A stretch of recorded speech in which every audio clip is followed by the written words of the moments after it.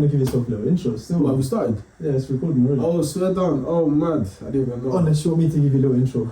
Go on, you give the intro. Yeah, just for the sake of context in it, so people know who you are, man. It's my boy Abdul from school. Yeah, man. And now I'm saying, up and coming little comedian now. It's coming you in the joke. Yeah, bro, that's it, fam. So I just wanted to get you on because of, well, not because of that. School, so just have a conversation. I know you're a guy that loves to chat, fam. Yeah, But now that you're a comedian as well, bro, there's different layer to the onion, fam. Yeah, it's true. You know what I'm saying? So, yeah, bro, I appreciate your work still. There's not a lot of comedians that I find funny. Thank you very much. But I think, bro, like some of the things that you say, even though it's risque business, Very risky business. but it's what's funny though, bro. It's what's funny. And I think, well, I had a question I wanted to ask first, yeah. But as I was sat down here and I was in my cat, yeah, there was another thing that popped to mind. Bro, this is just from personal experience, isn't it? I grew up in East London, bro, like near Whitechapel, yeah. So I grew up around like a lot of Bengalis. So there's a lot of us there still. Yeah. It's a tribe. Bro, It's a lot of them. what I find anyway is that Bengalis love cats, bro. Why? Bro, do you know what it is? I didn't actually know that, but if they were to love cats, I'll tell you why. Right. Because Bangladesh's national dish is a fish, innit? Okay. If you can't finish the fish, Cat. That's my logic, innit? Makes sense. And obviously, dogs are haram, innit? So is it? Yeah, dogs are haram. Right. But I think it just says that's what them man put me, innit? So dogs are haram, but you're allowed guard dogs, innit? So like if you go to Saudi Arabia, you'll never see a dog. But if you were to go to maybe like a palace or something, don't quote me on this because I know they're not gonna chop my head off. But I know like they would have guard dogs there. So because they're not allowed dogs, or they don't get dogs, they probably just have cats. Does that count for expats that go live in Saudi Arabia too? That's a great question. Probably not. No, I think them man can get away with it. But I don't know where you'll get a dog in Saudi Arabia anyway. But I think it depends on what part, because I went Mecca and Medina. Right. So I did the pilgrimage and all that. Yeah, but that's Mecca's holy land. Yeah, so you will see nothing wrong there. And but you if even you allowed anything Muslim? No, they changed it. Oh, is it? Yeah, so they said this, but like, I don't even know how you can prove it nowadays, because like how you actually prove if you're a Muslim or not. So I'm pretty sure nowadays you can. Yeah, I think you'll be alright still. But obviously, if you're going Riyadh or something, they don't care. Yeah, there's a lot of like the Arab culture that's starting to just kind of like let things. It's getting westernized a bit more, anyway. Do you like that or do you not? I think as long as you don't touch Mecca and Medina, and like you don't break some of the key principles, I think It's calm. yeah, I don't think I don't think they're doing that in mad anyway. As in like they'll have like a little concert when there was who was that massive fight? Bivol and Beterbiev, they had a concert. Yeah. So that was solid. They did that was good. But they're not doing that in mad. They're not having that part like, I don't know, like a strip club or when he gets a two left, or they don't tell you that they're buying it or better drinks and alcohol. Yeah, I was gonna say imagine some lady whacking off her headscarf and start spinning it around like, well, they're moving mad like come on. But they just started there, innit? So, I hear it still. I hear it. What, Jake Paul or Tyson? I think Jake Paul probably win, but I don't know if it's fixed. I don't know if it's fixed or not. Do you reckon it might be? There's other fights I don't think they have been. Well, there's speculation. I can't remember which one was like. One of them they must have said was fixed. I want Tyson to win it, Yes. but I just think it's inhumane. Like I know he was like probably one of the greatest fighters of all time, if not the greatest. But I don't know why Jake Paul. I don't know why he'd want to fight a 58-year-old man. Like I get it though. He hasn't really fought any boxer, and then when he fought Tommy Fury, which is like not really a boxer. Well, fair enough, he's on a boxing family and whatnot. Yeah, but he's more known for his Love Island than for Money Made. But yeah, to answer your question, I want Tyson to kill him, but like I want him to like pop and do him in. I don't really like Jake Paul, innit? Do you know? I rate him. For what he's done. For what he's done, how he started off Vine, how he did it off his brother Logan, multi-millionaire. But even like a girl that was with him, she came out and she said it's all just for marketing. He must have took off like Mayweather's cap. And when he took off that cap, he must have put whatever he did. He's like, catch me or whatever. He put that there and he sold the merchandise and made like 100k. So in terms of like, it's good marketing business though. He's a very smart man, innit? You have to give it to him. But, true still. Yeah. Fairs, bro. Nah, moving on still. I want to. But I don't think they will allow that to happen. He's only fought a bond. Who's he fought? Anderson Silva? Anderson Silva. Did you fight Ben Askren, Tyron Woodley? Yeah, he fought Tyron Woodley, who's not even they're UFC guys. Like they're known for wrestling and kicking. They're not fighters. None of them are boxers. Like we saw what happened to Francis Ngannou. He was like the best at punching it. Bro, Francis Ngannou gave Tyson Fury a run for his money, fam. Yeah, but I think Fury just didn't turn up, innit? Like, I think he didn't train. If you looked at his body, he's always a big guy, but if you looked at his body there, compared to Fury, I don't think he was, I don't think he prepared. Obviously, he got dropped, and like, I personally think he lost, innit? Yeah. Because I had it 5-5, but because he dropped him, it was 10-8. There has to be. So I thought 96-95 is or 96-94, yeah, that's the number, whatever the number is, innit? But obviously, the boxing community is not going to allow that, yeah. Because then AJ came out and just smoked. AJ came out and got smoked when he got beaten up by the bar. Thoughts on AJ? He's finished, innit?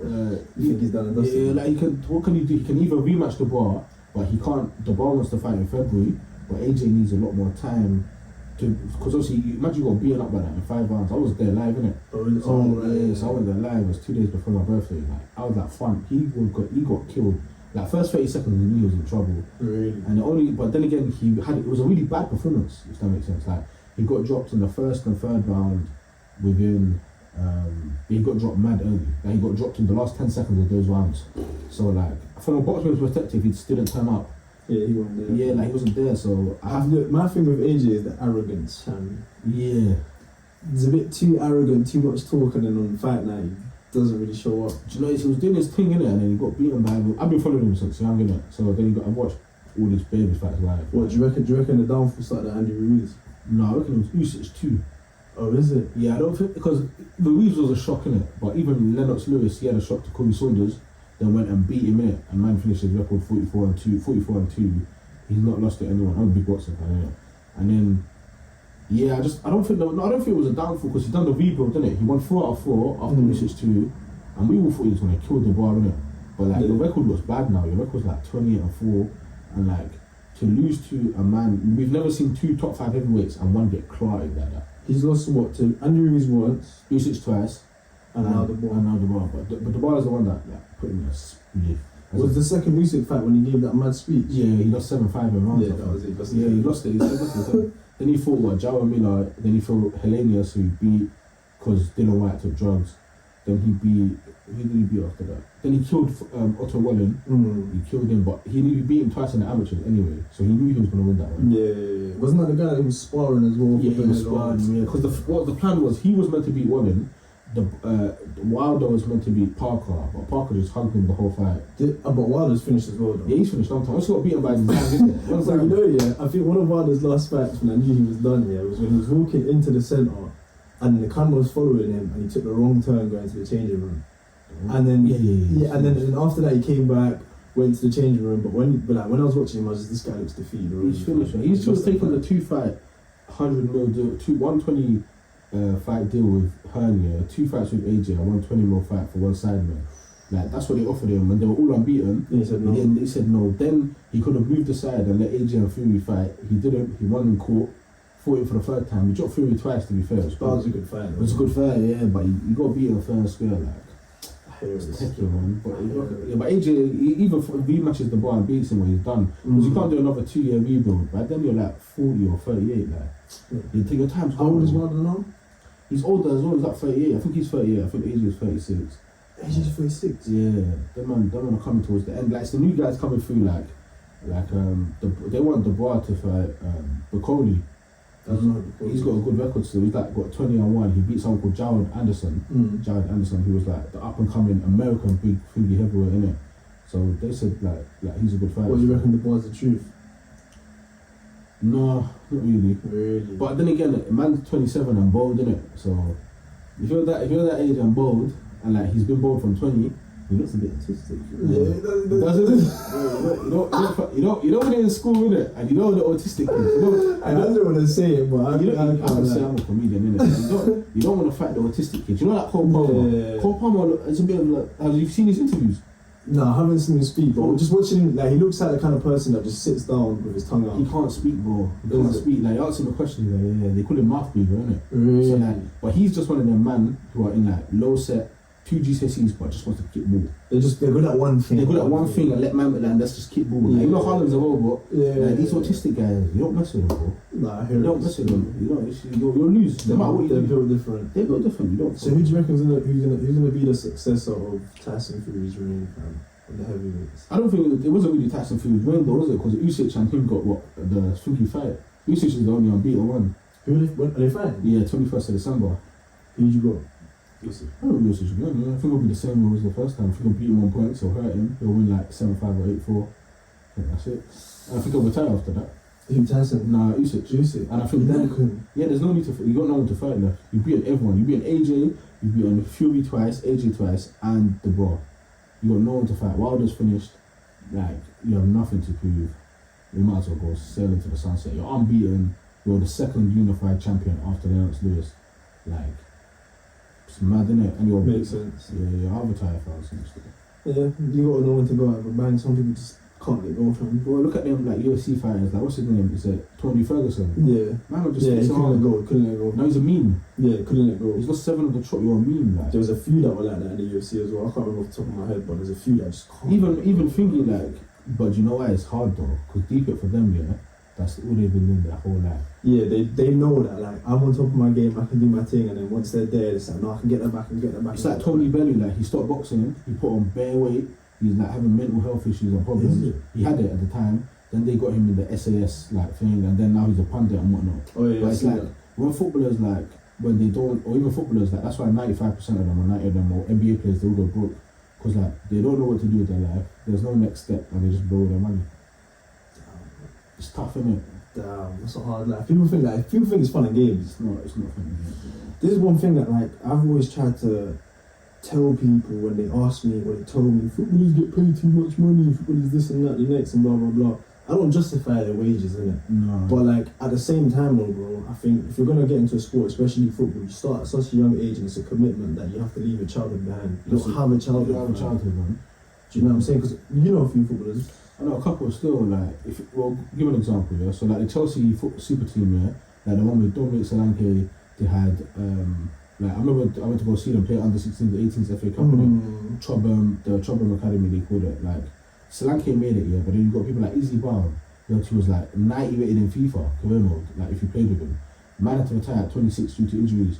Another guy in the squad, I forgot his name, I think he ended up in prison. Like, bare them were going, like, National League, non-league.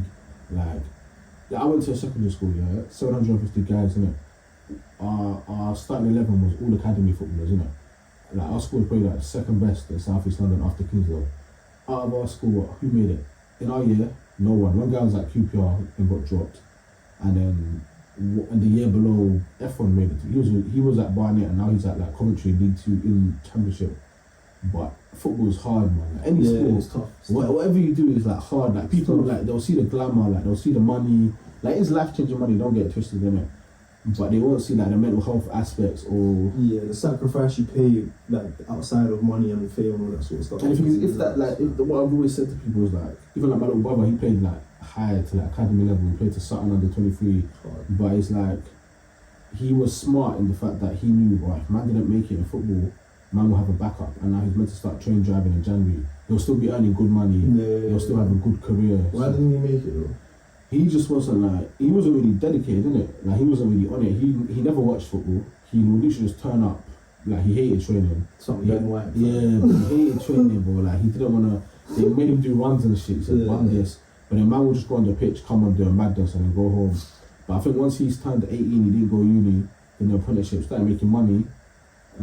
But he's happy, to be fair. Do you know what I mean? He's happy. Yeah, he is. And the thing is, he would have only ever wanted to make it in football. It's more my dream than his, because for him it would be like, I make football, I make money, I get my family at the hood. Like, that's how he sees it. He does it purely for money purpose to benefit the family. There's nothing else. That was another thing that I started realising fairly recent, that like a lot of these footballers that play football, there's a big mixture in terms of some do it for that, for the money aspect of things, but others do it for like just the pure enjoyment of playing football. That's it.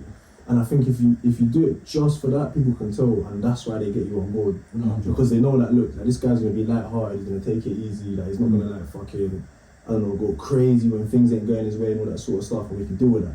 Do you know what I mean? He's still gonna put in the work, still gonna come training, still gonna do the run, still gonna do this and that, but at least that he's not gonna fucking die over football. Because at the end of the day, it's just a game, fam. People don't realise that, bro. But it's the biggest game in the world, isn't it? I hear it, there's a lot of money involved, but still though, like, when, I can't remember who it was, but there's quite a few basketballers that I've heard say this, Basketball's even harder to make it though. It is, no, it's difficult. It's really But hard to like, make in basketball. I've heard a lot of sports people say this, that like, when people are like, oh, like, it must be under so much stress, under so much pressure, under so much this, under so much that, like, how do you deal with it? They turn around and they say, bro, this is just a game, fam. I'm earning millions. What stress do I actually have besides coming and performing? I think that's like the right mentality to have. Like, I feel like in basketball, like Nikola, what's his name, the MVP, won it 3 times in a row, plays for the Nuggets. Nikola, the Joker, they call him Nikola Joker. I forgot his name wrong, but for him, that was it, innit? Man was like, they're like, after he won the ring, they're like, what are you doing? He's like, I want to go back to my home country and feed my horses. Like, for him, it's just a job. But like, for Gareth Bale, like, he wants to go play golf, he retired young. Like, people like Hazard, he never wanted to train. Yeah, he's a G though. He went to Real Madrid, started training, got injured because his body can't do it. They said to him, let him do what he wants. When he goes onto the pitch, he does a madness. But I think it's just on an individual basis, isn't it? Where there's some players like, they would, like Ronaldo for example. Ronaldo would never be who he is if he didn't put the work effort, the mentality, like the hours on the pitch. Or Kobe Bryant, always doing all them shots after 3 hours in the gym. So I think it's just on an individual basis, because I think like Messi's naturally gifted, isn't it? Like, he's always the best footballer of all time. But yeah, he's my favourite. What, you prefer Messi over Ronaldo? obviously it's a bit mad. I can't say this on camera. You support it, Yeah. Obviously, like, Ronaldo's my goal, innit? But once Messi won the World Cup, innit, Ronaldo really got a leg to stand on, innit? If you never won the World Cup, you can always go back and forth. You can say 7 Ballon d'Ors v5. He should have won the Modric one. You can talk about their goals. You can talk about right foot, left foot. You can say Ronaldo did it everywhere. You can say Messi only did it in Barca. Like, the debate can go on and on and on. But yeah, man's won the World Cup. Man's won the World Cup. America twice. I'm not stupid, innit? Like, just got to admit, innit? He's won the Copa. Yeah, that's the Copa America thing's BS. You hear? I think they did it once every 2 years, so Messi won it. Is that what? That's what they're saying, innit? Because before it was 4 years, innit? And then he got to 3 finals before he won it.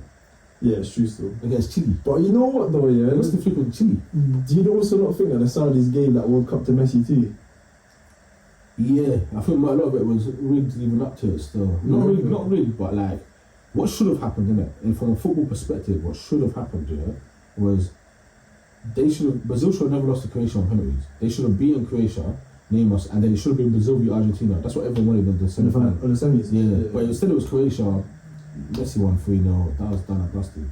In the final, I think it was fair. The ref was, he had a tough game, very good game. He gave 3 pens there. Bro, I can't lie, Argentina really lost, bro. Yeah. Like, Mbappe chance when it was Koulibaly. Was it Koulibaly? What, 120 plus 1? Yeah, and Martinez stuck his leg out and saved it. Bro, I can't. That's probably the biggest save of like all time. Like, you don't really get a bigger save than that. Once they get to pens, you knew they were winning because they beat the Dutch on pens as well. They got the best keeper in the world. Yeah, the best penalty stopper as well. Like, and what should have happened is, I think what the World Cup wanted was, and I think even if it was scripted, no one would have cared. I think they wanted Portugal should have beat Morocco, but my man got that header in, and then Portugal v France would have been a cracker. But Portugal have a good record against France. Yeah, and then it would have been Messi v Ronaldo in the final. final. That's what should have. But the World Cup final was probably the best game of all time. Like, most watched sports game in the world, isn't it? Yeah, they gave him what? They gave him player of the tournament. It should have never been him. It should have been Mbappe. He scored 8 goals. He scored 3 in a hattie in the final. Everyone was talking about Kane. Like the same player should take the same penalty twice, but that's just like English media trying to look after their golden boy. That's BS, bro. He took 2 penalties in the final and scored both of them. Like, it's true, still. Like, yeah. Get set up, fam. Get set up. It's techie, innit? It's techie, yeah. It's a mad one. Anyways, come back to the world of fucking comedy, bro. Talk to me, fam. How did you get started? So I was actually so the first person that told me to do comedy was my cousin Rima. So that was in like January 2020. I remember we went for just a meal. So I do funny, like, to be fair, a lot of people told me to do it back then, but then COVID happened. So then COVID happened, I got into the corporate ladder. I was working, didn't really think much of it. I went to bare shows. Like, every show I went to. What, to watch? To watch, yeah. So I went to Kevin Hart, I went to Dave Chappelle, I went to Russell Howard, Mo Gilligan, Kane Curd. Like, I went to all of them. So I just went because I just enjoyed it, yeah. And then I think it was one time I was with a work colleague. No, then I was winning all these like funniest guy at the work award. Yeah. And every year I was at a different like company with loads of people. And I was like, I'm just being myself, innit? I'm not really trying to make it laugh, just laughing at cool. And then I did that. I was winning, and then we went to a comedy show with work, and we saw some guy called Nabil Abdul Rashid doing jokes about South London. I was like, oh, I know that biggie. He was on Talent and whatnot. I was like, this guy's hilarious. And then my thingy was like to me, my colleague was like, oh yeah, like jump on comedy, innit? Like, you can do that, Abdul. You can do that. I was like, yeah, I could kill this right now. Like, I reckon, give me on stage now, I'll do it. And I went to a show and I went to go see Mo Gilligan at Up the Creek. And then me and him were going back and forth a bit, innit? We're bantering a bit. And then he was like, bro, you should get into comedy. Like, he said himself, yeah. So he was like, I was like, probably the best comedian this country has is telling me to do. You reckon, Mo Gilligan? Yeah, I reckon he's the best we have still. Yeah. He is jokes though. You need to go see him. Piece of advice in it for those of you listening and watching it. Don't go see comedians on the big stage. So don't go to O2, don't go to Palladium or Apollo because they do what you call mainstream comedy, yeah? When you go there, you see them at like a work in progress, Up the Creek, it's like 150, 200 people. It's cheap tickets are cheap, but that's when they say the mad stuff. Or they say that's when they practice their their set. So that's when they practice the jokes they will land. So Mo will do a 1 hour Netflix special, yeah? To do his 1 hour Netflix special, he will do like 12 Up the Creek shows, yeah? So 12 hours. So that's 24 hours. Testing material. Yeah, so he's got 24 hours here. Then he's going to work with his like writer, and he's going to work with a group of other comedians to turn those 24 hours of material into 1 hour.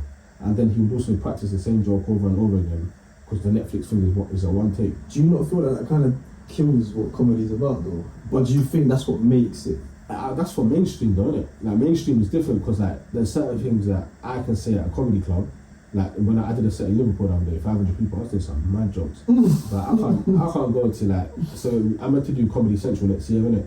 So before I go on Comedy Central, I have to give them my script of what I'm going to say.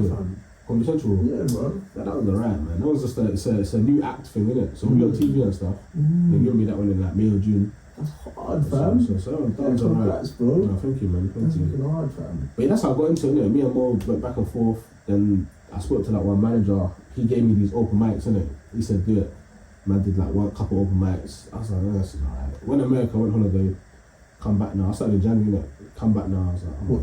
January this year, yeah. No, I started in January this year, so I was like, cool, let me try a bit more. Then there was one gig I did and I just did crowd work. I didn't even know, and then everyone came to me like, yeah, like that's your bag, like crowd work. Yeah, they're like, that's your thing, and I was like, yeah, it is, you know, because like I just think off the top of my head. The way they say it is like these guys don't write jokes, innit? But they're like the way your brain thinks, it thinks in jokes. That's why I speak really fast, innit? Because they always tell me to slow down, but everyone knows I naturally speak fast. I work in sales as well, so I always speak fast. And then yeah, that's how it started. That's how I got into it. That's mad, man. Do you not get nervous when you stood up on stage saying mad things, fam? And obviously, at first you do, innit? Like anyone gets nervous, but I feel like it depends. If you're doing a gong show, innit, and you know you can get gonged off. Like the first time I was doing Up the Creek, if I look at my first recording, it's terrible. It's terrible. Man's looking down, like the whole time I'm looking down at the thing, innit, at the floor. So I couldn't even record it. Obviously, I beat it. Like I was the best at that day, and then after that, you don't. No, you just get normal, like get used to it. Like you're gonna go on stage, like I have a little ritual I do, I have my Red Bull, I chill, I always have a jumper, hoodie on, I take it off, I get in t-shirt, I get myself ready to go on stage. Does that help? Yeah, it helps. And I always like, cause sometimes I'm tired, innit?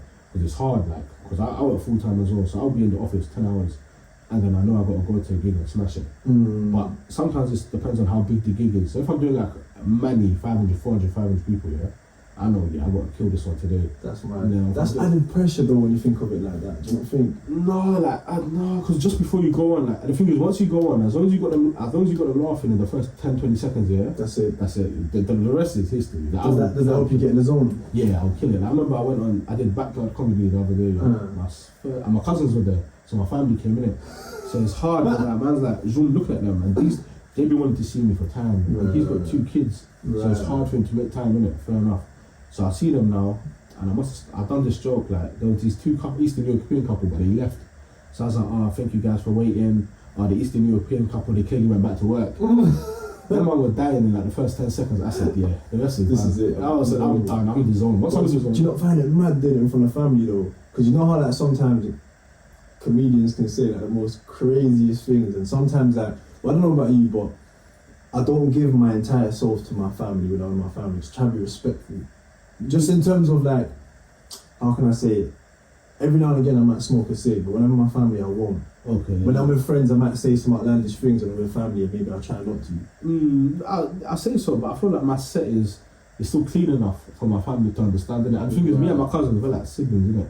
So like when it's not uncle, and if it's auntie and uncle coming, if I'm making a joke about Panani, that. But if it's It's my cousins and that, innit? Yeah, it's calm. So it's only my cousins that really come anyway. Oh, that's calm, man. So it's alright. But yeah, I enjoy it still. That's mad. I was listening to a podcast between Rogan and Peterson, and obviously Rogan's a comedian, isn't it? And they like to talk about like mad, like psychological, philosophical, and like spiritual things down that road. But one of the things that they touch on though is like how the crowd interaction like really aids for, I don't know how good you might perform or like whatever it is, and they're always like indicators for whether your material bangs, whether it don't, whether you're connected, whether you're not. Yeah. Like, so some of the things that they talk about is like when you're on stage and you might say something, you can feel all the crowd paying attention and looking at you, and like the joke bangs, and then there's times where like you might be speaking and like heads are kind of looking elsewhere, people ain't paying attention and all that sort of stuff, and that kind of makes you feel a little bit like, maybe I shouldn't go down this route. Do you feel the same thing too? Yeah, you can tell, innit? You can tell, so like when you can tell before you even get on stage. Like you always look at the audience, and you will know, for example, like, okay, so like a sensitive topic is LGBTQ, yeah? So you would already know before you go on stage, like, if you're doing an all-Muslim crowd or you're doing a charity gig, you have something called sets, so you've got different sets for different audiences. Yeah. So I do something called Junior Bookers, like, comedy gig, it's like black people, but black people from South East London, 50 of them. And you know that the jokes that you normally do with a white audience, or a Muslim audience, or a brown audience, won't bang. So you know you have to create a different kind of material for that. You also know that they like it quick, short, punchy. You know that the crowd is going to heckle you. You know you have to win them over and heckle them back. Like my best videos, that's probably my favourite gig because I can sit and do what I want. And also, if they heckle me, I'm gonna cook you. Like I'm gonna cook you. Like you can't beat me if you're trying to heckle me. That's why they invited me to these roast battles, wasn't it? I didn't know the podcast was recording, but that's what I was saying at the beginning. Like, if you like, I will just cook you. But yeah, you can sense it still on stage. That's mad. Yeah, did you ever get in a state of flow where like now you and the audience are connected? There's no more like paying attention to that. It's just deliver. Yeah, it's deliver. Remember when you came to me at the creek? Yeah. And I think after I landed my first joke, which was improv, like I just did it on the spot, and I think they were laughing so much. I had to tell them, shut up. Like, let me tell the joke, innit? And I think I had to like tell them. I was like, let me tell the joke, man. And like they're just laughing with me so much. I'm like, yeah, I'm gonna cook. This is it. I already knew, like within the first minute, I knew that it can't go like that's hard. Yeah, it can't go anywhere. That's with a lot of times though. Like my opening joke, when I did it in Manny, once they start, because Manny like it was a dome, innit? It was like a dome, so it was very small. So when you hear the laughter, it's like echoing. So I'm thinking, this is crazy, like. So when I did that one, like, after that first minute, man's in the floor, like. That must be some exhilarating feeling, like just having a whole room of people just cackling up, fam. Do you know what it is? The most fun bit is, I think I like it more once you get off stage, innit? Because once you get off stage, it's like random people. Like I did a show on Saturday. That's the last show I did. Ding Dong Comedy.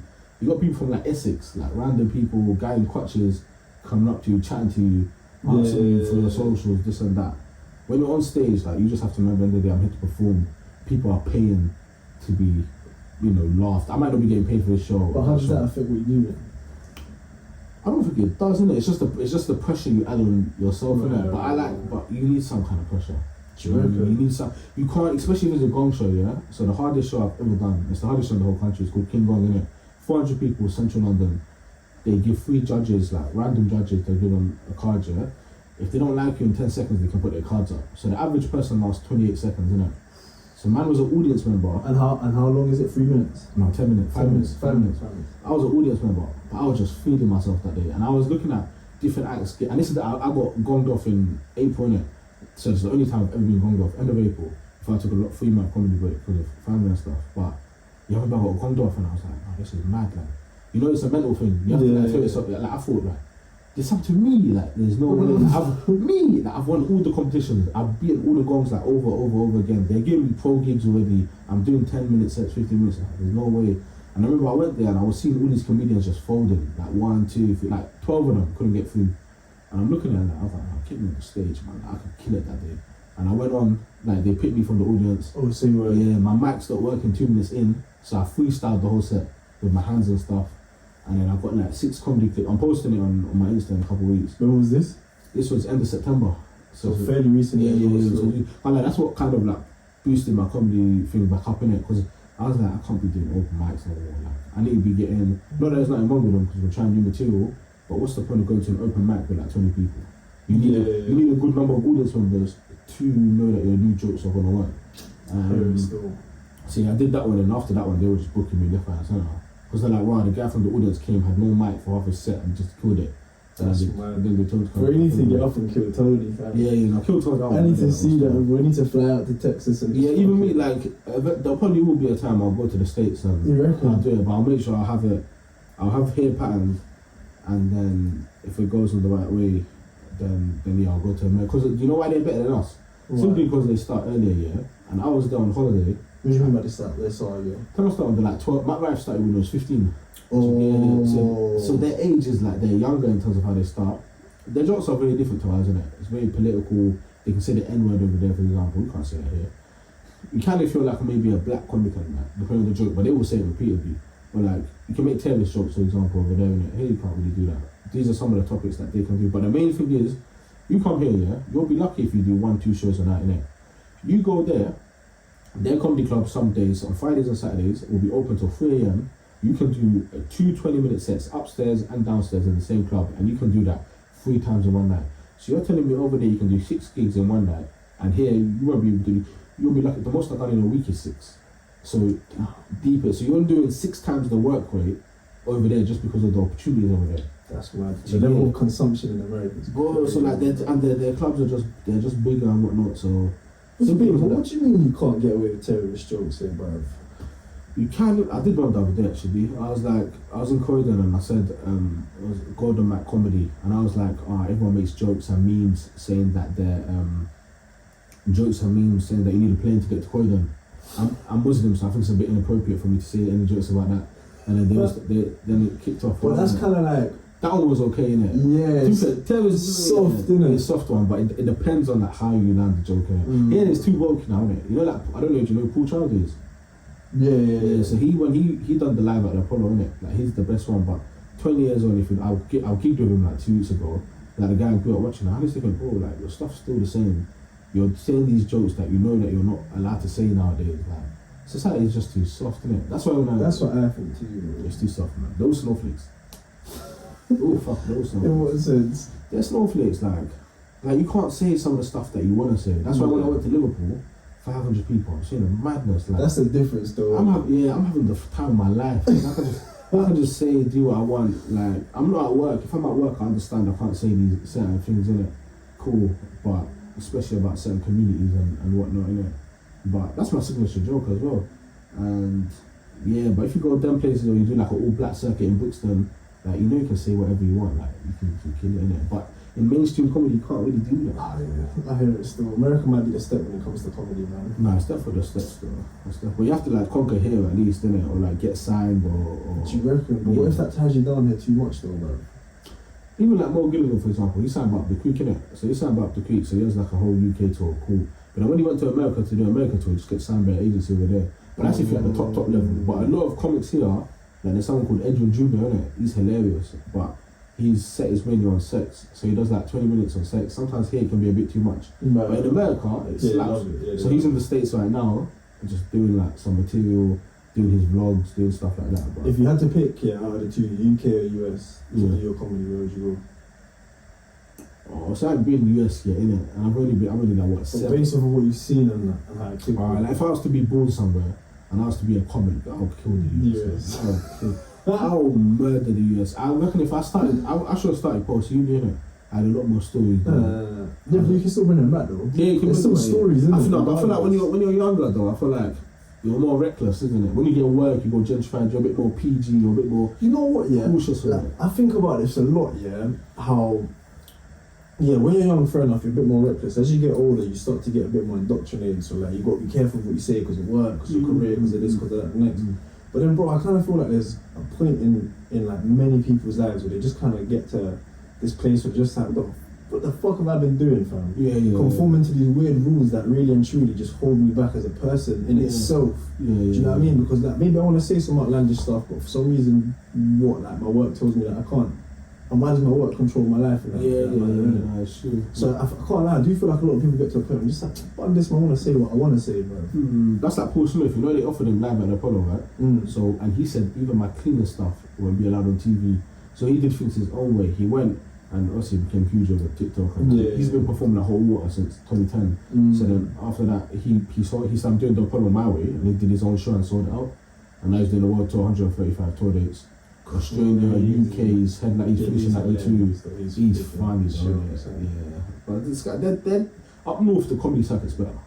Is it? Yeah, 100%. Because in London there's so many clubs, right? And in London there's so many people. So many people attempt it. But you can be rubbish and cool. But in up north, you're not going to do it unless if you know you're good. And there isn't as many opportunities. Like, there's not that many clubs. As at Manny, there's 2 big ones. Fog and Bucket, Creatures Comedy Club, maybe a few here and there. But yeah, like up north, it's the general audiences, the open mics. I don't want to Essex down there, I done Chelmsford, Yeah, I see it still. 120 like white people, just geezers, lads, blondes, tans, the whole shebang. Essex, as you would imagine, innit? But they were lovely people, like it was hilarious. But because that's the only comedy club there, every comic that got on there were only 4 or 5 of us, but it was all of a certain like level, innit? Yeah. So I hear the arguments though. You only do it if you know you're actually good, fam. You know, when it's here like. When I tell you, now looking back at it, but every comedian has to do these steps. Like the open mic circuit was killing me, man. Like in what way? Well, like I won't say the comedy club's names, but like, I'll have like maybe because I was working in finance at the time, I'll do a 12-hour shift and I have to go there. You're watching 15 acts, 10 of them are dead. Oh yeah. 5 of them you know. You're doing this all to get on stage for 5-7 minutes. Your first 10 gigs are gonna be like that. 20 gigs are gonna be like that. It's easy for those comics who put their all into it and they don't have a job, or respectable jobs, but say they got something more chilled, like a part-time delivery or at a bar, whatever, cool. But yeah, the open mic circuit can be tough, but there's a process to follow in it, and as long as you do that process properly, and more time in your first 6 months, if you're killing it, you're winning the gong shows and stuff, you can go in the right path pretty quickly. You'll start getting booked in, they'll give you headlining spots, they'll give you 10-minute spots, 15 car worker spots. So, but looking back at it, some of the gigs I've done, I remember once I did comedy, I was even going to say the name, but I did it in short. There was 8 people, 5 of us were comics and there was 3 people. I said, what am I doing here? Like, why am I saying these jokes? All I did was vent about there being 8 people here. And then that's all I did. I done like some queer, I've done some, that's the circuit in here. I've had some like terrible gigs. Like, I went to one queer club, like I never did, it was a queer club, like there was like, what are those people called? Those ones that, men that dress up as women and dance. Drag. Yes. There were like 2 drags on like a pole, like dancing. Yeah. I was thinking, this is mad. What, like, beside you, I straight in the middle? bro, like, yeah. Them man are on the left, Man's there trying to say jokes. I can't even focus. Like, and there's only like 12 people, then 2 people. Distracted for, bro. Bro, they're big, Like, they're big, bro. Like, I thought they were gonna come and pump me. And them man are on the stage, and I'm like, what am I doing here? But like, yeah, and then there was 2 people, they must have took some kind of like drugs during the half and they were heckling non-stop. And then the host couldn't keep them up because they were like the only audience members. But like, if you look at like how many gigs I've done and you look at how many of those ones compared to like Backyard, 150 people. Yeah, the good ones. Yeah, Up the Creek, 200 people, comedy. The pros outweigh the cons. Yeah, the pros outweigh the cons, but that's like everything though, everything has its ups and downs, man. You never have to go through that. You got a learning experience as well. But even as you climb the ladder, you still have ups and downs, man. Yeah, there'll always be ups and downs. I got quite a few good comedy mentors as well. Oh, so yeah, like I chat to like some of the agents at Up the Creek. They might give me advice on what to do. Decent. There's one guy called Bermy, he's signed by them. Like he's very cool. Like if I have new jokes I want to try, he might help me like shorten it, or he'll tell me to do this or do that. A lot of people are like, I do not post your main jokes on Insta. That's because I want people to pay and come see those ones. Yeah. More time I'll just do my crowd interactions and my one-off jokes here and there.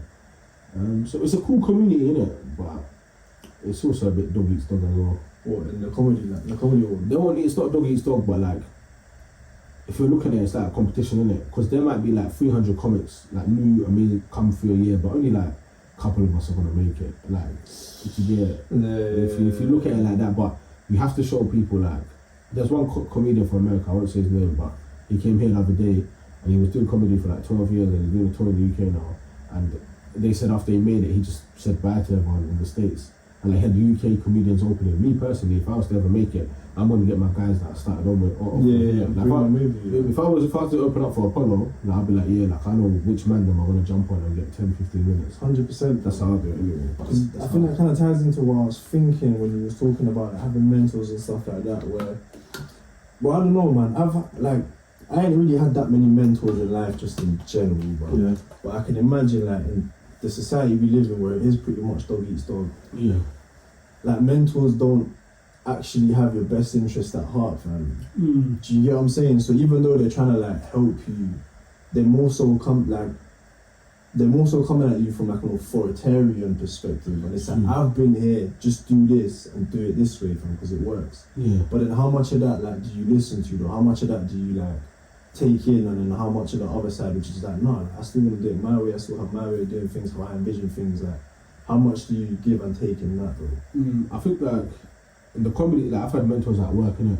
But I feel like they're good mentors because like they're in the stage at life where I would want to be when I'm their age, innit? Or like my friends who are like, one of them's a doctor in the States, but he's Danny. No, Bo. Bo, yeah, Bo for example. Now Danny's obviously going there, but Bo's there and his mentor's there, but his mentor's like some crazy doctor in the States with a crazy yard, like a super mansion with a pool and like all the cars in the world. But for them, I think it will be, you can say it's authoritative to a degree, but sometimes you might even need that bit of authority for them to tell you. Yeah, because I was going to say, like, mentors should be a bit more collaborative. Yeah, like friendly. Do you know what I mean? In the comedy scene, it's different, isn't it? Comedy scene is like, it is collaborative because like, he'll help me work on this, and that's it really. They'll just help me work on it. Have you ever had people ask you for help? Yeah, so like now, when I first started, I'm the new boy on the block, innit? But now I'm 7 months in, I did like a dong show the other day, and there's this new Asian kid who's like, yeah man, I'm 2 weeks in. And I was like to him, he's like, can I get some advice, people? And they all come to me, and I've got like this little Word document on my notes. Sick. And I send them like, okay, so these are the shows you have to get on, these are the emails, you do it like boom, boom, boom, boom, you beat all these shows, you'll get this is the reward of winning these shows. And then I was like to my man, listen, start off with your strongest joke, like, you have to get them within the first minute. If you don't, you're off.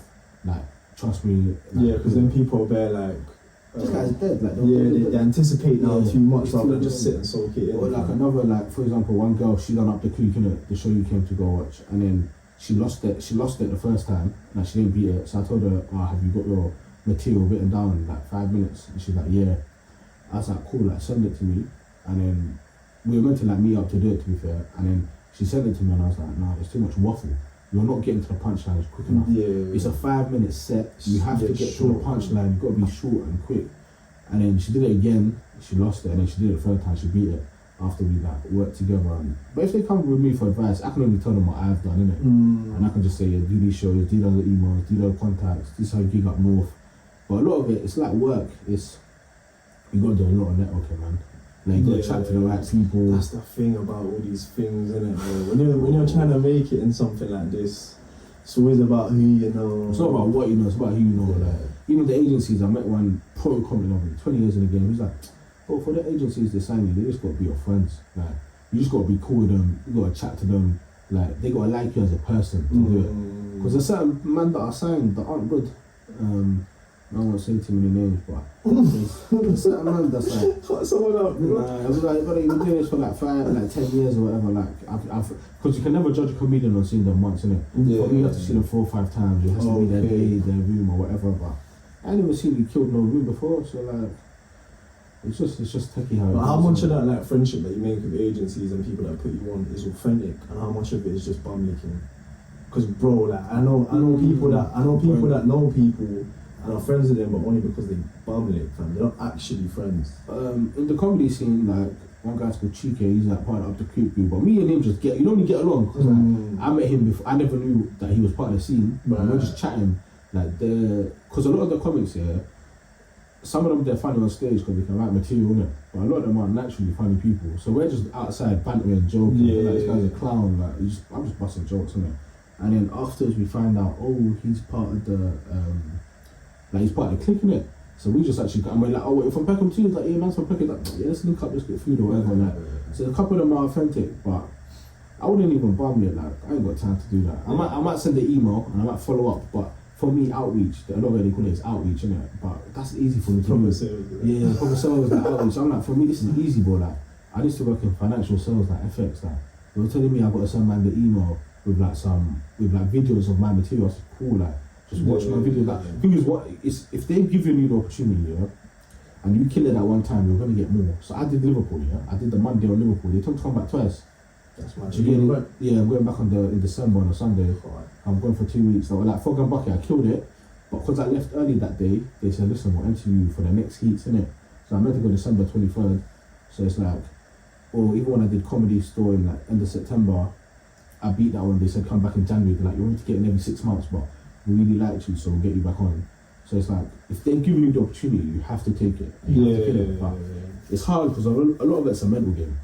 In what sense? Or comedy, it's all mental, it's all mentality, like, because you got to look at it like this for like someone like me, yeah, it's like, I can do this, yeah. There's a small chance I'll make something out of it. I'll make it into a career, or I'll make it into a living. Is that what you want?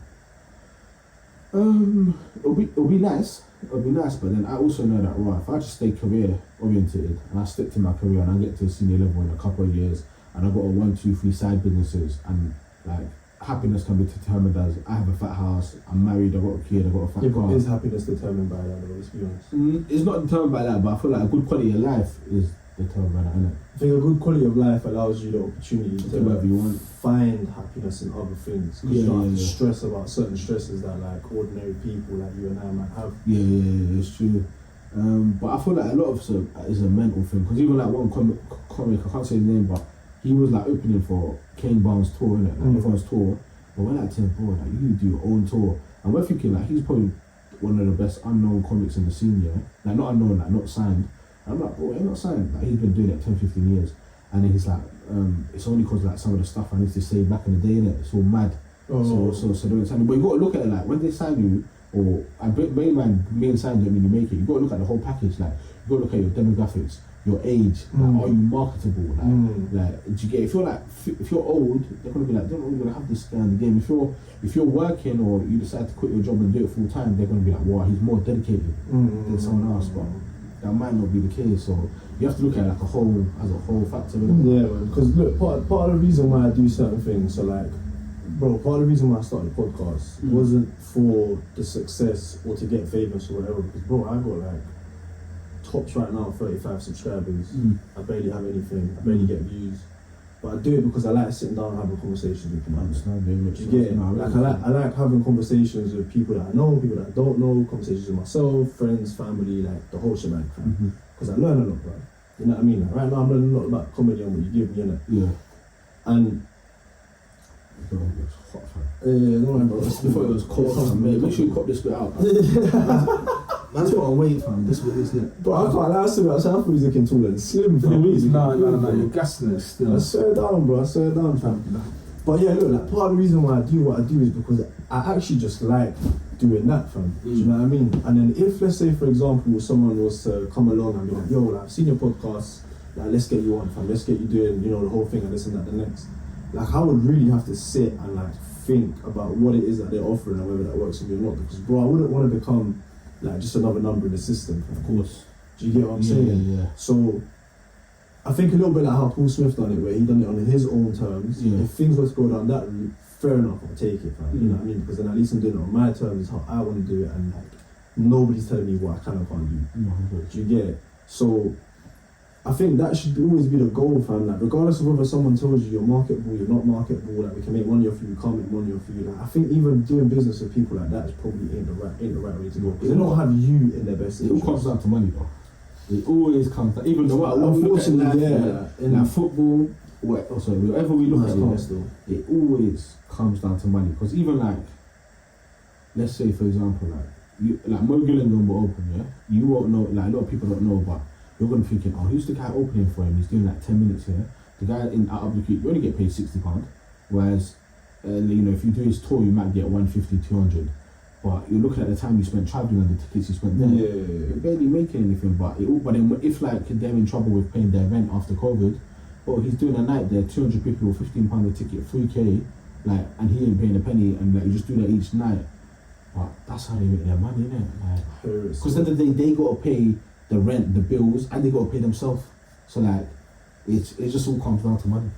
in the grand scheme of things, no matter what you do, yeah, like it will always, even like business or like they're like AI or I went Primark the other day and someone was like to me, bro, they're doing self-checkouts, and I was like, if you think about it, a self-checkout serves one self-checkout, one person does 8 people. Instead of getting 2 people to do 4 each in a line, you cut off one person, you cut off their salary, 25k. Yeah, you do that across 100. If you do that across 100 stores in the UK, 2.5 mil. It comes down to money. It's just business. They always say that, innit? So if they cut you off for agency or they cut you off whatever, or footballers contract, it's just business. It's just business. They always that sucks though, fam. I can't lie to you, bro. This is part of the reason, but I want to leave London still. Yeah, everyone does. And I think that's one of the biggest reasons why, because bro, when you live in places that are so dense like this and just thrives off of money and money only, it's just money. Bro, you're just a number of the system. Yeah, that's it. You're not actually a human being, no. man. I can't live like that. No, I think I'm in London because of family. Because I got all my family. Would you leave? Yeah, so even like my girlfriend I'm talking to now, like she would want to go Man in it. And for comedy purposes, London makes sense, and for family purposes. But in terms of like quality of life, like if I'm earning a London salary but I'm living in Manny, and she's doing the same, okay, I'll have a much fatter house, I have a much bigger car, the education system's the same, more or less, and then I can just be like a residential comedian at one of those places, and I can just make a name for it. Plus, because I'm Asian and brown, it helps, because like they ain't got many people. Would you ever leave the country? Maybe if it was for work, innit, for a few years. I was looking into it before, to be fair. I was looking into Riyadh. Yeah, I was looking at Dubai, but Riyadh pays more because Dubai is more attractive. But I'll just go for the money. Like, I'll do it for work, I'll do it on a short-term basis. Funny enough, they got something called Riyadh Comedy Festival. But so you were? Yeah, it's only like for 3 days. I know there's a couple of people that did it last year. I'll try to do the one next year. What must it be like over there, landing mad risky jobs? No, you wouldn't do that. You mad, but for the top of my head. You mad? That defines the whole point of comedy. No, but like you have to do it for the crowd, innit? So you can't go to an all black audience here and start making jokes about white people or Asian people, because they're not gonna relate to it. Because like for example, like why I would say Mo Gilligan's my favourite comedian is because he's relatable to me, but that's because he's also grown up in South London.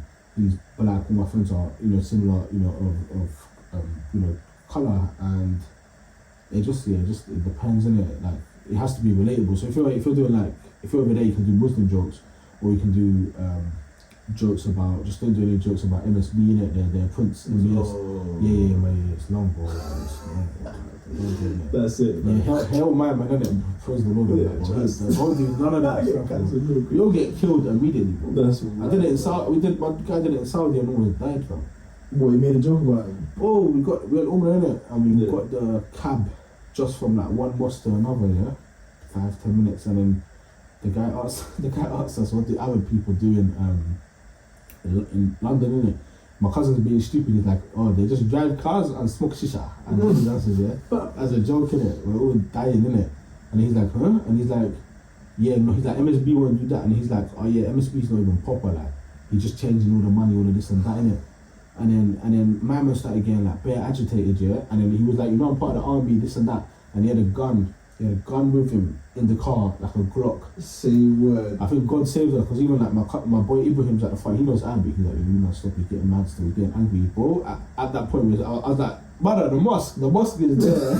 That's like the point. The attention. I was like, here to just pray, bro. I was like, brother, the mosque is there. Like, pull up now. You pulled up and got out, but you gotta be careful where you go. Like, you have to, when you go to these places, like, you have to just respect their culture. 100%. My cousin just made a simple joke, innit? But you don't even know. You don't even know, bro. But that's like, wherever you go, man. That's crazy, fam. Nah, I've only ever been to one place in the Arab world, which is Abu Dhabi. I was there for like a day, man. Oh, even then it was just that was a casual one. Yeah, that place was visiting mad. certain places. They told you can't do this, I ain't doing it. They told you do this, I'm doing that. Yeah, but even like when the World Cup happened, I remember they were like, Qatar, they banned the whole LGBT thing, but that's their culture. So if you go to their country, respect their culture. This is what I don't like about like Western, like just the Westernized culture, is that they can't respect other people's culture. Or it's either their way or the highway. Do you get it? I don't like that at all, bro. I don't like that. But then sometimes they will say like we're soft because like our laws and stuff, for example, like drugs, innit, you can get away with doing a madness. Whereas like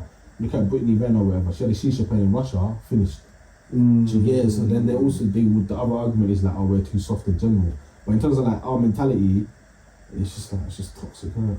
You have to have like a fine balance between the middle. Yeah, like, but at the end of the day, we're still like a what's a democracy, you could say, and you know, to an extent, you could say. But if you compare it to like other countries, we kind of are, innit? Not like, but obviously compared to third world countries, because for their receiver, vote for me, I kidnapped your son. I was like, I was like, yeah, say that, but I'll vote for you. Don't worry, literally. So I think it depends, innit?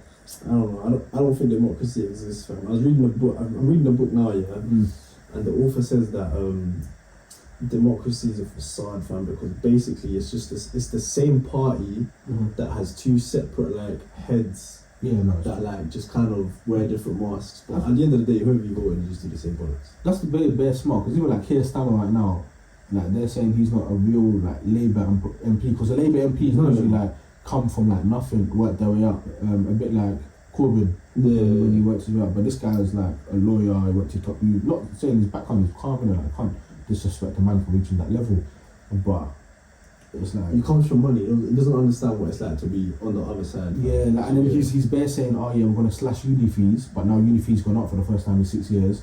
Fair enough, you've increased taxes, but it's mad because the people that actually pay the most tax in this country are the top earners. So the people that are earning like a 1% earner is someone on 135k.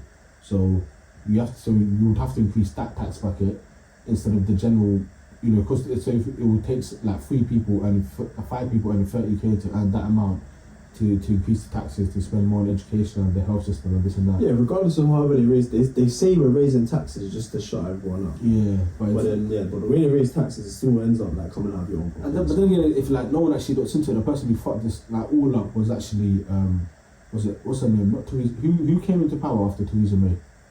That lady who was in power for 60 days. The cabbage lasted longer. Yeah. Oh, what was her name? So she actually messed it up, innit? So that's what I'm saying. People don't look into this stuff, but what was it? Her that messed it up. If you look at it, I think it's like the Cameron. No, from obviously time in it, but from like right now there's I can't lie. The fact that I can't remember her name. It's gonna be like I want to Google it as well, but I can't remember her name. I can't remember her name, but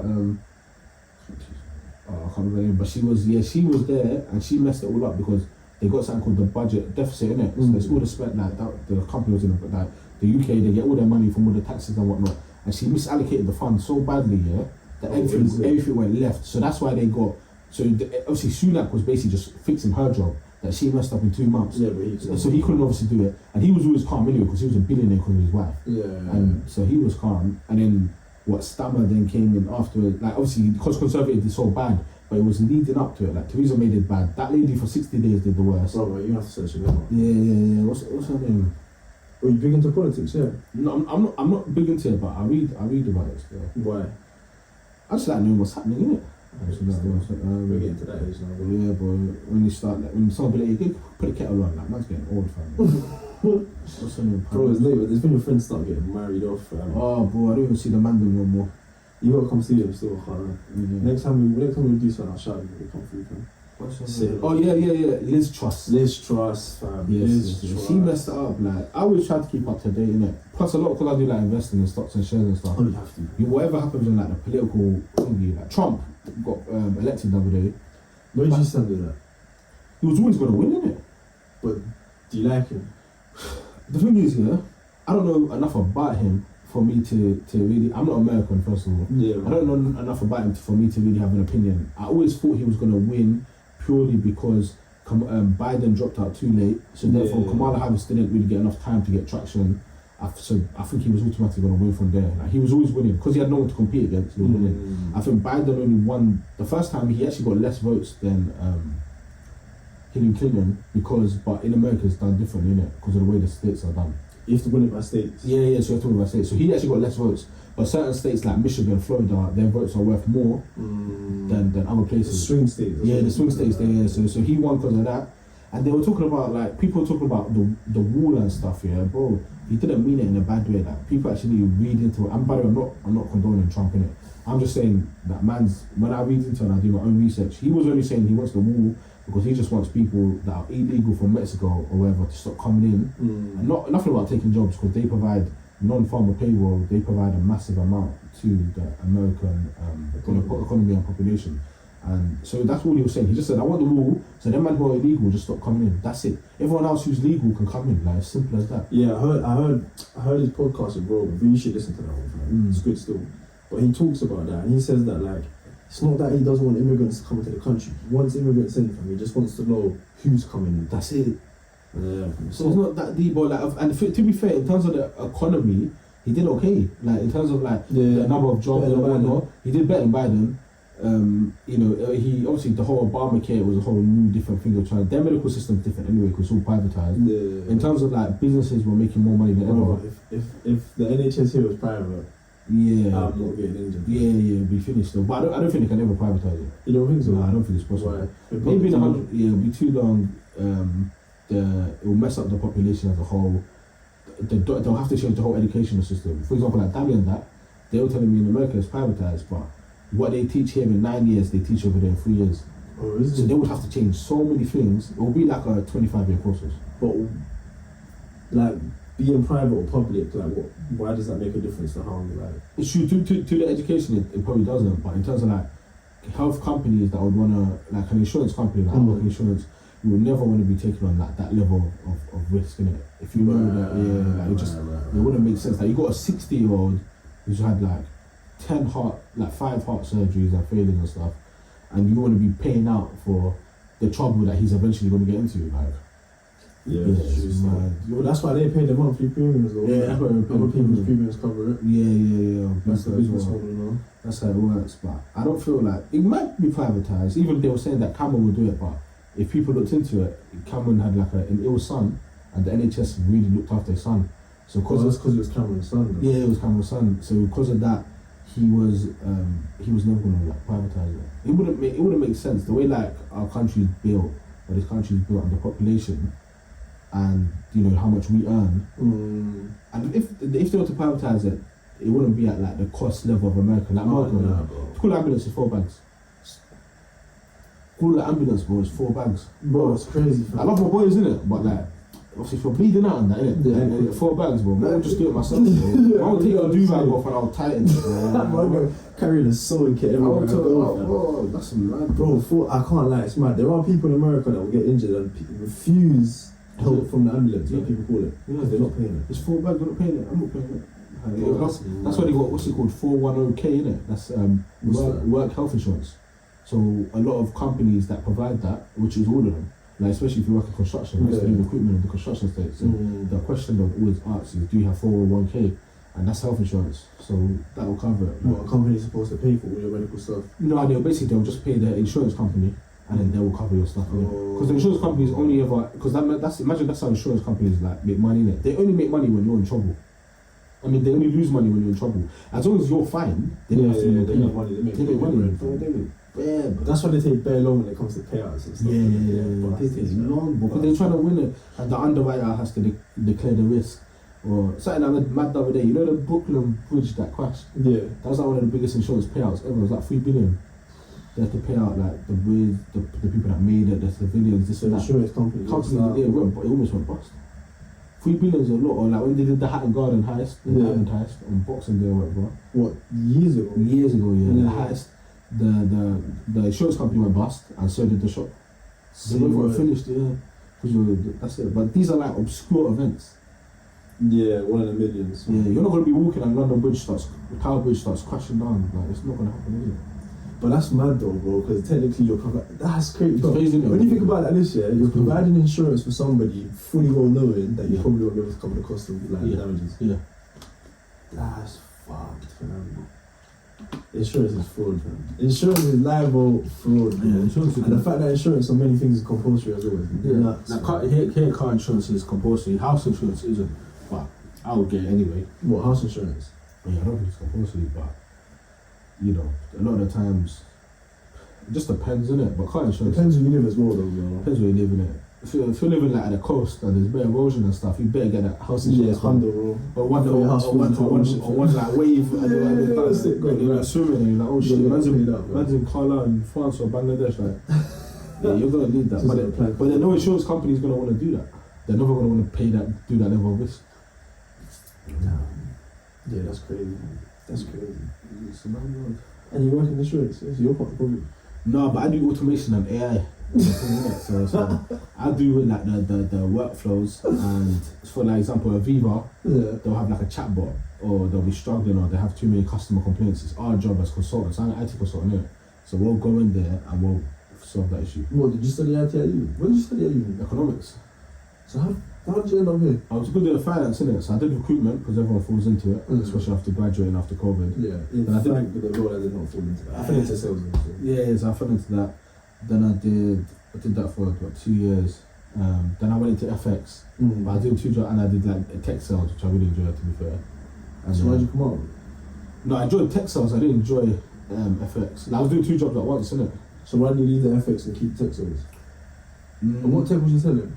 We was doing like SaaS, innit? So like software as a service. So similar to like Salesforce or like HubSpot or one of them. So I was doing that, and then I was doing both of them at the same time, but then I was made redundant from both jobs at the same time. The startup went bust, as it did.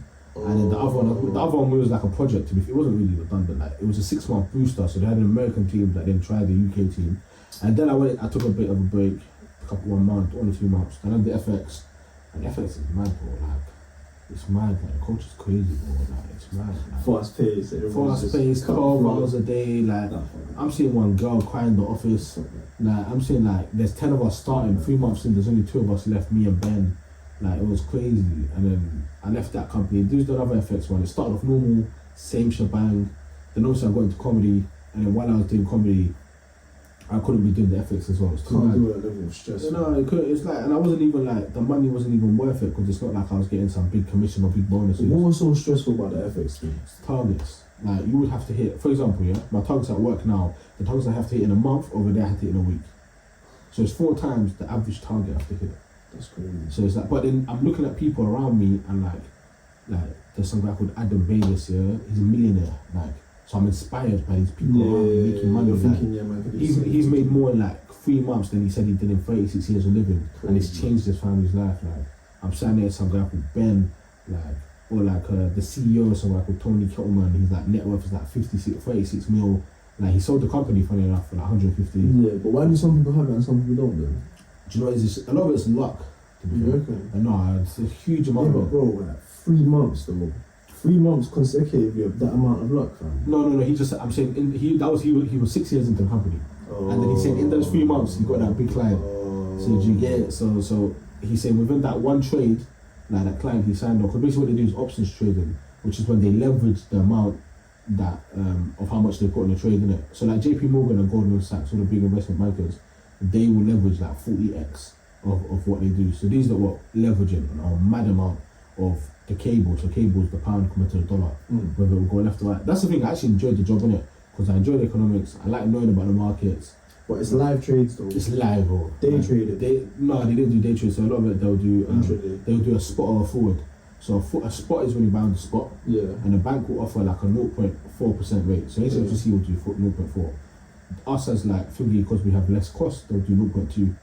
But then if you was to do but then a forward contract is, you believe in 6 months time, you're locking in the price of cable today at 1.31. Yeah. Because in 6 months time, you might go up or down. And if it goes down and you're trading $1 million, imagine you're changing like 10 million, yeah, and it will go up or down by 10%, which is a lot, innit? Yeah. You're losing $1 million in 6 months off nothing. You ain't done nothing wrong. It's just the way the market moves. So that's something. And the options is basically when they started. That's who does the predicting? You or the client? The dealer. So my job would be to get the client. Yeah. The client would jump on a meeting. My sales manager would jump on. We'll then talk to them. A lot of the time they used to be faced. The food was good, you know. I was going to like some mad restaurants, some mad hotels. Like, man had Wagyu beef, Kobe beef. But I think one time the bill was like 1.6. That man didn't care. They made like, they made so much money that they didn't matter. Like, they were like, we're trying to just sign this client on. And then I know one guy called Ollie. The guy's 24. He was going to quit the job, yeah. He was doing cold calling, so he just couldn't add the numbers. And then out of nowhere, he called his client. They jumped on board. There's some guy called what's his name? It was Sam. Yeah, Sam. He was like the head of options. He went and met them. He only had like 16 clients, and he would talk to you in the most abrasive, like mad way. But he's a multi-millionaire, and then because of that, Ollie makes 100k a year off that client, and because of that, Ollie will never leave this job because you have that client locked in. They will always do those trades. As long as it goes your way, you make a lot of money. But yeah, I did that for a bit. It was So the client comes to you and basically says, I have this amount I want to invest. You know, you reach out to the client and then you have to win them, innit? Okay, you reach out to the client. Yeah. Let's say, for example, okay, I'm the client, yeah? Yeah, cool. You with me, I got a mill, yeah? Yeah. And then you bring me over, I'm like, cool, I'm going to give you this mill. Am I the one that's in charge of whether I'm placing, it could be the options or... Yeah. You're, so you can do options or forward contract or forward layer or there's... And am I in charge of whether I say I want to put this down and I think the price is going to go up, so let's long it? Yeah. Or let's short yeah, it? so I'm in charge. You're not in charge really. It's like, you can say that, but us as your like representative, you're the advisor basically. We're the advisor, yeah? And I'll jump on board. My job is a salesperson, so my job is to just get you to that point, sign the contract, you're working with us. But a lot of guys, and the minimum these lot will trade here will be, so they call it a sweet spot, it will be a mil a month. But the sweet spot will be them trading anything between 25 mil to 100 mil a year. That's what they're like. That's a sweet spot. That's a sweet spot, yeah. That's a crazy sweet spot. That's a sweet spot, innit? But then one time, sometimes the clients could even be too big. For example, like BP, yeah? BP is too big. They trade over billions. So we can't handle that. So you're going to have to go to like someone, a bigger company to do that. So yeah, that's a sweet spot that they liked. And then so we will basically tell you, okay, so what do you want to do? Like, how often do you trade? Okay, Abdul, I trade monthly, this is how much I trade. Okay, so how much are you going to lose per trading, doing it? You have to know what currencies they do, because some currencies are volatile. Yeah, so like the yen, so like the Japanese yen, that's a stable one to be fair. Cable, which is the biggest one, which is the pound against the dollar. Then there's the dollar with the euro, then also Australian dollars. So there's loads of currencies in it. And then you have to, there's something called exotic currencies. So that might be a Mauritius dollar, or it might be like, Egyptian would be a good example, because it's a lot of currency. They just go up and down on the mad one. So our job are they more volatile than GPS? Yeah, way more volatile. Really? Yeah, like for example, like even when I went to Egypt last year, a pound will get me 38, 36 or whatever Egyptian maybe. Right now a pound gets me 68. So it's basically double, because like, and COVID kind of messed it all up as well, because of the cost of living crisis, the cost of just different raw materials have gone up. That's why people don't think, where's houses gone up? Well, raw materials gone up, so it's more harder to build it, harder to build it, and then labour's also gone up as well. So like you have to look at it from like a grand, like the biggest scheme of things. Yeah, but I miss FX in terms of like the knowledge, the people I was chatting to. I was inspired. I was going on some mad corporate away days, like golf. Or they'll just have like all the VP tickets to like Wembley, like I'll be in the corporate box, like I was doing live still, but I hated it. But that's all like what, just like a client rapport building? Yeah, simple as like, hey, I want to go watch you play it, let me go. And I can't like, I always say it as a joke, innit, but I always feel like man's just hired for the diversity quota. I'm the only Asian guy there, I'm funny, I'm good at sales, and you don't need me there, so get me in. So and they always like getting out with me, because it's like, them lot will go get drinks and get yacked. I'm like, man, don't drink here, but get me food though, innit? Like, get me food, get me Red Bull, get me JT, or get me food. But yeah, did that. Then it was too much. It was getting too intense. Like it was like if I didn't hit my target, I felt like I'll lose my job. Like there's no job security. I've seen everyone. That's the thing, bro. That level of stress there is insane. Yeah, a lot of them are doing that kind of stuff. Like it's all mad. Like I was like, addictions running around left, right, in the office and that. They all look the same as well, innit? Just Essex boys, slick hair. A lot of their dads are zip polo. Yeah, zip polo, Ralph Lauren. They got the suede shoes on. They all like, they got a tattoo there. Little sleeve and that. Little sleeve and nice little watch. Yeah, nice little watch. Yeah, that's how they make good money though. They're good. They're really good at football. When I was at my sales team, to be fair, my sales team wasn't really like that, but it was like one or two like with that wood dress and that. Obviously, a nice watch. Yeah, that's how they are, man. They got more gel in their hair than anything else. But you know what though? Yeah, one thing that I found which was like a bit weird. Not weird, but I found like surprising, was that when I joined my sales team, it wasn't like the cutthroat environments that I've seen other people be in. Like the people that were there, but I genuinely gelled with them. Like I've had one of the guys on my podcast already. Okay. Yeah, like we're boys, bro, you know what I mean? Outside of work, we're actually boys, which was nice because in the office, they actually offer genuine help. Which was something that I don't think I would have found anywhere else, bro. No, that's amazing, bro. That's like, listen, when I did tech sales, the colleagues there, like, also I did 2 jobs at once, innit? But the friends that I made there, like the colleagues there, they became my friends. Like I went to one of their weddings and stuff. But then, and like one of them, Sully, like he's my boy now. So a couple of them were good friends still. But in FX, maybe just one guy, Ben, or just have each other on socials. And like, now I'll say I'm in a lot like happier place, innit? Just just work. Like, but man's working remote. Man's got a little team. I go in once a week. I got work tomorrow. I can do as many gigs as I want. It can be a lot stressful at times because if work is like 1 week or you got to make a presentation or I meet the CEO tomorrow or you're doing something like that. And obviously a lot of it's like you got to switch up quick because you're in the office. You're doing like look at us. We're talking 1 minute it's comedy, then we're talking about politics and this and that. So you got to switch it up.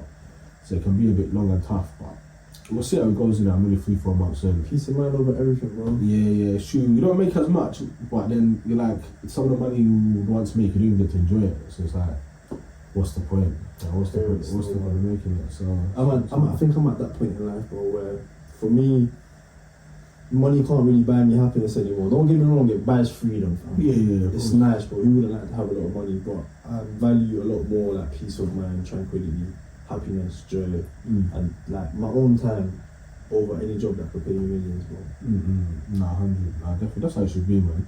Because like they say time is wealth and time is money. Because you can't buy back time. Bro. Like if all of us could, like bare people could, they'll just be a kid again. We got no worries and stress. I go back to secondary school, bro. Yeah, I'll go back to like science lessons with a Bunsen burner. Yeah. I'll get the links and I'll get the thingy and I'll go for the guy with the afro and I'll start. What secondary school did you go to again? I went to a mad one, bro. In high school in Sturridge. We're like the first all-boys school in South East London. So you must have some crazy stories. Yeah. We did some mad stuff. Like we used to like, we used to have the Bunsen burner, so we used to get the links. And start spraying people with the lighter. Bro, people used to burn blazers with Bunsen burners, bro. Yeah, this is people mad used to stuff. menaces. Well, there was one guy that they said that he stunk, so one time we told him to open his mouth and put links in it. We did some mad stuff. Would you ever talk about like secondary school memories in one of your sets? Yeah, remember my insults set, the bit at the end, innit? I talk about some of the insults that man said to me and I just turned it into a joke. So I got like a couple minutes of it. That's what I like about comedians, bro. Comedians, they're so light-hearted that they can turn like real dark or like sad moments into like something that's a bit more light-hearted. Yeah. A joke of it. Yeah, you know my signature joke at the end, innit? Like I won't say it because in case people want to come watch me live, but that's like I'll just something that happened or like my little brother's a joker, innit? Like he cusses me on a day-to-day, and I'll just say, yeah, that's new material right there. I'll take that one. I'll take that one and I'll just go on. Like one for example, like I love Cristiano Ronaldo, I've got a football top, so Ronaldo at the back, my ball will be like, what, Flabnado, yeah? Like, I'll just go on stage and say dumb stuff like that, and then they'll just start laughing and it spins off the cuff. So where is that where you get most of your inspo from? Some of it. No, most. Do you know what's mad? This is gonna sound crazy. Better comedians invite me to like writing sessions. So is it? You sit down, you want to write your jokes, you want to help each other out, yeah? I tried to go to 1 or 2, none of it ever worked out for me, like nothing. It just can't come like forcefully, innit? But then when I'm at night, late at night, midnight, I'm in the toilet, I'm watching this shit, like I've had a chicken tikka masala, like it's getting out there, like man's in the toilet, I'll just start thinking of some funny shit, bro. I'll start writing on my notes, and then when I go shower, is when I come up with it. But then when you think of something funny then and then, you should always write it down. Then you go on stage, you practice it, you perform it, and then you see how it goes. That's things that I don't do, bro. Like I'll be let's say I might be reading a book, I might be on a bus, I might like just really having a shower, banging the shit, and I'll be thinking about like I don't know, bro, just things that I want to talk about on the pod, but I never write it down, fam. When it comes to the day that I want to record it just by myself or with somebody else, but I forget, fam. No. So I need to start doing that a little more. Yeah, so even sometimes like I think of it in my head and I make myself laugh, but then I don't write it down and I'm like, oh crap, what joke was that? What's that one? What's that golden one? Like a lot of it's improv as well, innit? Like a lot of my best jokes have come through like improvising on stage or. So you want to get to the point where you can get to like storytelling, like real good storytelling. Yeah, like if they give you like 20 minutes, like, that's when you can do that. That's when you can start. I'm at 10 right now, 15 more or less. Can you do it then? Yeah, there's some stories that are like a proper story you want to say, and the good stories are when you make a joke at the beginning, and then you will finish with that joke at the end. Like tie it back in. Like Eddie Murphy does one where he's like, that he's saying like a girl and a man is speaking, and then he's like, the man is like, the girl's like, what have you done for me lately? Like just yapping, as girls do, and then. They'll get cancelled. But then at the end of the joke here, he says that once a man has given a girl like pleasure and satisfaction and dick, then a girl will just be arms and heels of me, and then the man can say, so what have you done for me lately? Yeah, Do you get? So he spins it like full 360. That's good still, I can't lie. So, Yeah, those are the jokes that bang the most. They're the best ones. When it comes to like long storytelling jokes, Yeah. tie it back in the audience like, bro, that's what he was going. If I ever do like a 1 hour show or something like that, then I'll definitely do it. That would be hard. Yeah. Would that intimidate you though? If most of your stuff is crowd work, Nah, not really, because I got bare stories for days, innit? So yeah, it's true. I can just say off the cuff. Yeah, it'll be alright. I just have to make sure I choose the best one. But I'll do a few work in progress and let's see how it goes. Decent, bro. I'm moving forward for the future. What you got planned? For comedy right now, I've got what I'm doing. So I've got 2 gigs this week. I'm going holiday. December's a bit quiet because it's Christmas period. Got like 1 or 2 here and there. Then next year, I should be made like permanent at work end of January, and I should what do you call it? Yeah, end of January, and I've got a lot more content on Instagram now. Like before, I was posting weekly. But before, now my family knows, it's all calm. I'm posting like 2-3 a week reels. Nice. So by then I'd have at least 100 posts of like 30-second reels. Nice. Of course, 3 social media platforms. Have any of them like blown up yet? No, not really. Like the most I got was like 10k on one. But I was like Instagram, like a reggae crowd work joke one. Yeah, but like my boy, to be fair, like. But the thing is, when he blew up, yeah, it's not like my boy AJ was. He got like a mil view on one. Yeah, he went to like a K to 80k one day. But you have to stay hot on topic, innit? Yeah. He didn't stay hot on topic, and he's still just a comedian. He just has. It looks like anything. He's still just a comedian. You know what I mean? Like he's just a normal open mic. Like, you look at his profile, you see you're 80k, then you look at it like, bro, none of these have any likes, bro. Like these people, like, just because of that one vid. Whereas my other guy who did the football celebration, Nathan Porter, like he got signed off that, and he's like quit his job and doing a career off like a simple football celebration. Consistency, innit? Consistency kills. So yeah, I got a couple big the big shows. I'll be doing Mandy in Liverpool again. Nice. I'm trying to hopefully next year open for a few people. Nice. So like Nabil Abdul Shidi's doing a tour. I want to open for him. I want to open for if a guy's Khan or someone like. I want to start opening. I want to start doing theatres. I'll start doing 20-minute shows. Hopefully can get the Up the Creek paid set. You know, the 10 minutes, the 15 minutes, the Friday night, the Saturday night. And then hopefully in a year or 2 get signed by like an agency or management. That's where like I see it going. Inshallah, that's where I'm gonna go. And then maybe even just apply for like some TV shows, like applications on some. For like what? But I try to apply for bare TV shows, but I can't get on none of them, bro. Like, I just try like on Comedy Central there'll be like some city ones, but like you know Traitors on BBC. No. I think so. Yeah. Like I'm trying to get on that one, but you need like agents and that, or they need to know you. But yeah, like I just like TV shows, innit? Yeah, that'll be good. I just like that. Just a game show. Yeah, just like a dumb game show or locked in. Like just go and be a clown. Just go and be a clown. Just to say dumb jokes and dumb stories. But yeah, that's what I got, man. Just more gigs, longer, bigger sets, better audiences, more content, and then nice, bro. Comedy Central is probably the big one I'm meant to have. That's with off the camera. I think that's in like summer. Next year, summer. They got something called the BBC New Awards comedy. So I want to apply for that next year. This year they do like tournaments, innit? Like official tournaments. I should have actually started. There's Leicester Square Comedian of the Year. You perform in the theatre. Right. So there'll be quite a few things. I know most of them I should get to the final. It's just about winning. But even if you don't win and like the right people see you, there's also a BBC Asian network. I want to get on that one as well. Like, yeah, it's quite a lot of things. Just do some minutes. Just go there. Yeah, like that one's even just like a podcast as well. You chat to them. They have an Asian show, so they'll get you on like an all Asian lineup of probably comedians. So yeah, I think that's what I want to do. Nice, bro. You might as well shout something out real quick before you wrap up then. Anything you want, bro. Yeah, it's funny, on the gram, innit? Like, obviously my Instagram's abdul.m_. I need to change my comedian name. Obviously, it's my guy, Juan. JJ, it's my pleasure. Do you know what I mean? Just chopped it up, spoke about comedy, politics. We know each other, football, so I do a lot of talking, a lot of yapping, as you can tell. Listening as well. But yeah, just follow me on the gram, TikTok as well, Instagram. But yeah, it's been a pleasure for having me, man. Bro, my dog, man. Appreciate it as always, bro. Pull up to the show. Forget me, pull up to the show.